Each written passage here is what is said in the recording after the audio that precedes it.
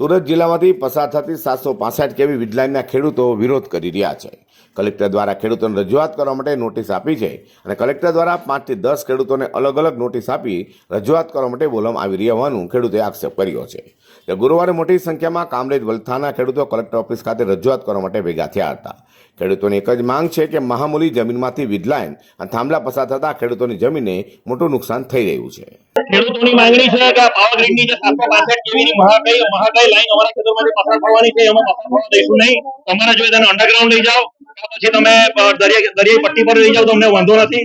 અને અમારા ખેતરમાંથી જો પસાર થશે તો એ જમીન સંપાદનના કાયદા હેઠળ જ પસાર થશે, જેથી કરીને અમારું જે જમીનનું ડિવેલ્યુએશન છે એ અમને મળી શકે.